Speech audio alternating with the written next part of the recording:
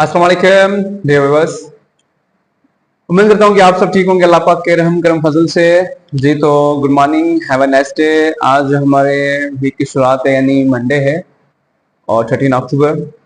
तो last class में हमने सीखा था टेबल्स कैसे इंसर्ट करते हैं और टेबल को इंसर्ट करने के कितने मेथड्स होते हैं, उसके बाद टेबल डिजाइन क्या होता है, लेआउट क्या होता है। और आज के इस लेक्चर में हम सीखने जा रहे हैं इंशाल्लाह पिक्चर एमएस वर्ड के अंदर कैसे इंसर्ट करते हैं और पिक्चर डिजाइन होती क्या है। जब हम पिक्चर इंसर्ट करते हैं तो फिर उसको हम कैसे डिजाइन कर सकते हैं। जैसे हमने टेबल इंसर्ट किया था तो टेबल को हमने डिजाइन भी दिया था, उसकी लेआउट सेटिंग थी, मगर इसके अंदर सिर्फ आपकी डिजाइन आ जाती है पिक्चर की। तो चलिए स्टार्ट कर लेते हैं।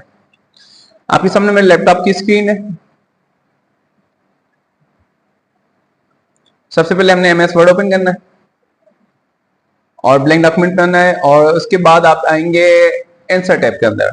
इंसर्ट टैब के अंदर यहाँ पे टेबल के बराबर में आते हैं आपके पास ग्रुप इलस्ट्रेशन का, और इस इलस्ट्रेशन के अंदर हम सीखने जा रहे हैं आज पिक्चर से। तो मैंने पिक्चर पे क्लिक करना है, ठीक है। पिक्चर, अभी यहाँ पे दो ऑप्शन आ रहे हैं, from this device, online picture. This device का कॉन्सेप्ट ये क्या है कि आपका जो लैपटॉप है, डेस्कटॉप के जो चीज है आपके पास, कंप्यूटर जो मौजूद है, आपके पास सिस्टम मौजूद है, उससे आप उठा सकते हैं। और ऑनलाइन पिक्चर का कॉन्सेप्ट क्या है कि अगर आपके पास इंटरनेट ऐसे से, मैंने अभी तो नेटवर्क ऑफ किया हुआ है अपना, तो यहाँ पे किसी और का शो हो रहा है। तो यहाँ पे आपके पास अगर इंटरनेट ऐसे से आपने इंटरनेट कनेक्ट किया हुआ यहाँ से, तो आप यहाँ पे पिक्चर के ऑप्शन पे ऑनलाइन पिक्चर पे क्लिक करके वहां से आप सर्च कर सकते हैं। यानी अभी नेटवर्क नहीं है तो ये मुझे ऑप्शन आ रहा है कि आप वर्क ऑफलाइन करें, यानी आपके पास ऑनलाइन पिक्चर नहीं है तो आप ऑफलाइन पिक्चर ले लें। अभी मुझे लेनी है दिस पीसी, और दिस पीसी के बाद ये ब्राउज करेगा कि आपने कौन सी पिक्चर लेनी है। यहाँ पे मेरी पिक्चर पड़ी हुई है, मैंने इस पे क्लिक कर दिया और मैंने इसको इंसर्ट कर दिया।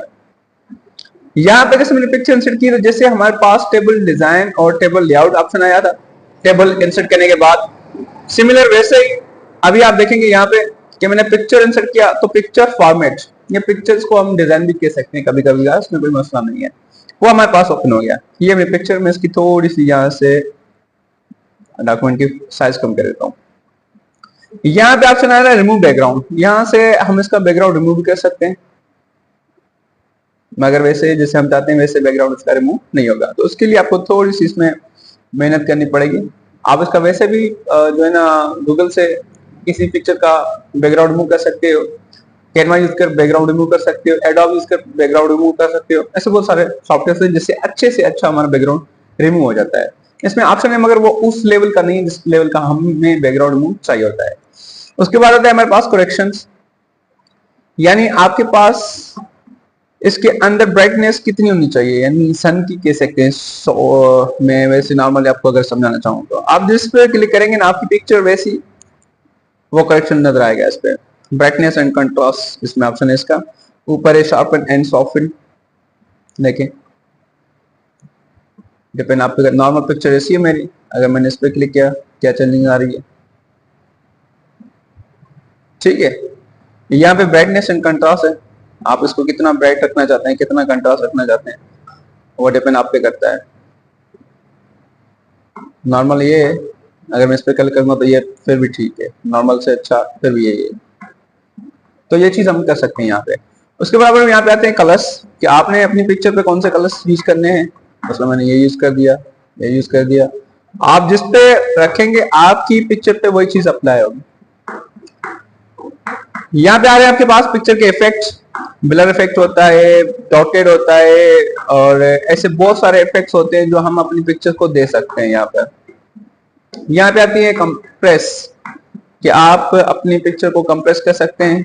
और यहाँ पे ऑप्शन आता है कि चेंज पिक्चर, यानी अभी जो आपकी पिक्चर है आप उस पिक्चर पे दूसरी कोई पिक्चर लाना चाहते हैं तो फिर हम इस डिवाइस की क्लिक कर सकते हैं, इसको ऑनलाइन भी हम कर सकते हैं।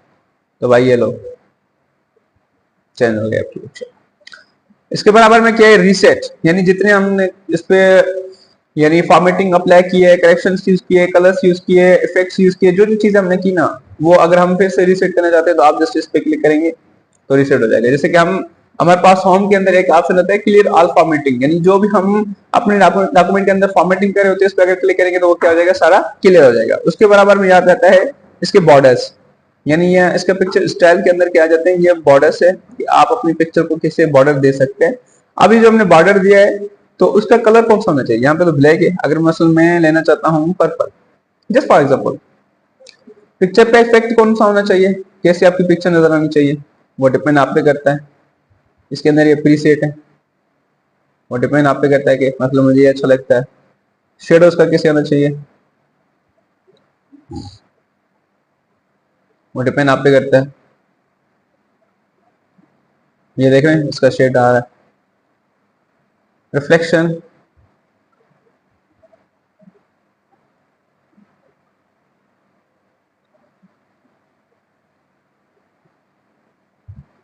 ये नीचे से आप देखेंगे इसका रिफ्लेक्शन आ रहा है। उसके बाद ग्लो है, उसके बाद सॉफ्ट एज, और उसके बाद लेवल है, ये डिपेंड आप पे करता है। उसके बाद आपके पास रेडी रोटेशन है, आपने इसको कैसे मूवमेंट करानी है, इसको आपने क्या कराना है, वो डिपेंड आप पे करता है। मसलन मुझे ये अच्छी लगती है तो मैंने ये दे देनी है। यहाँ पे पिक्चर लेआउट होता है कि इसके साथ आप कुछ टेक्स्ट ऐड कर सकते हैं। यहाँ पे जैसे कि अभी मैंने टेक्स्ट ऐड करना है, यहाँ पे RSC आ गया। अभी वो स्मार्ट आर्ट डिजाइन आ रही है, वो आगे का कॉन्सेप्ट है, हमने वो पढ़ना है। हमने फॉर्मेट में आना है, इसको मैंने क्लोज कर देना है, ठीक है। उसके बाद टेक्स्ट फिल है, टेक्स्ट आउटलाइन है, उसके बाद टेक्स्ट इफेक्ट। अगर हम टेक्स्ट देना चाहते हैं, मसलन वर्ड आर्ट इसके अंदर है, अगर हमने इस इफेक्ट को रिमूव कर देना है तो वो डिपेंड हम पे करता है। उसके बाद इसकी अरेंजमेंट है कि आप इसकी पोजीशन कैसे रखते हैं। ये जैसे कि मैंने आपको उसमें भी समझाया, जिसमें 9 पोजीशन होती हैं। टॉप लेफ्ट होता है, टॉप सेंटर होता है, टॉप राइट होता है, उसके बाद सेंटर लेफ्ट होता है, बिल्कुल सेंटर पे होता है, उसके बाद सेंटर राइट होता है, उसके बाद बॉटम राइट, उसके बाद bottom centre, bottom sorry left हो गया, उसके बाद राइट होता है। ये हमारी पोजीशंस होती हैं। उसके बाद वार्म टेक्स्ट होता है, ये तो हम जब कुछ लिख रहे होते हैं तो उसकी जगह पे हम अप्लाई करते हैं। मैं अभी इसको डिलीट कर लेता हूँ जस्ट फॉर एग्जांपल। अभी मैंने एक पिक्चर इंसर्ट करनी है आपके लिए, जस्ट नॉर्मली मैंने ये इंसर्ट कर दी, ठीक है। या इसको भी एक मिनट में अभी टेक्स्ट का एक फॉर्मूला यूज कर लेता हूँ रैंडम का, एंटर कर दिया और मैंने यहाँ पे पिक्चर ये पेस्ट कर दी। अब मैंने इस पिक्चर की साइज करनी है थोड़ी सी कम, जैसे कि ये उस पे आ जाए हमारी, आ गई। अब मैंने इस पिक्चर पे क्लिक करना है, पिक्चर फॉर्मेट में आना है, यहाँ पे आपका वार्प टेक्स्ट आ जाएगा और यहाँ पे स्क्वायर। इसका कॉन्सेप्ट क्या है कि आप इसको यहाँ से मूवमेंट कर सकते हैं, वैसे ही मूव नहीं होगी अगर हमने इसको वार्प टेक्स्ट पे नहीं क्लिक किया हुआ था। टाइट का कॉन्सेप्ट क्या है, स्क्वायर का कॉन्सेप्ट क्या है, इसके बाद थ्रो है, टॉप एंड बॉटम है, बिहाइंड द टेक्स्ट है, in front of text, behind text क्या हो जाएगा आपके टेक्स्ट के, वो पिक्चर पीछे चली जाएगी। और उसके बाद in front of text concept क्या है कि आपका जो टेक्स्ट होगा उसके आगे आ जाएगी। टॉप एंड बॉटम यानी टॉप एंड बॉटम के बीच में होगी, थ्रो है, ये थ्रो हो गया आपकी, ये टाइट्स है, ये स्क्वायर है। तो ये डिपेंड आप पे करता है कि आप इसको कैसे मूव करना चाहते हो। और यहाँ पे जो मैंने आपको पोजीशंस बताई थी, इसका ये पोजीशन का ये ऑप्शन है कि आपने टॉप लेफ्ट करना है, टॉप सेंटर करना है, टॉप राइट करना है, और सेंटर लेफ्ट करना है, बिल्कुल सेंटर करना है, उसके बाद सेंटर राइट करना है, बॉटम राइट करना है, लेफ्ट करना है, बॉटम सेंटर करना है, बॉटम राइट करना है, इट्स अप टू यू।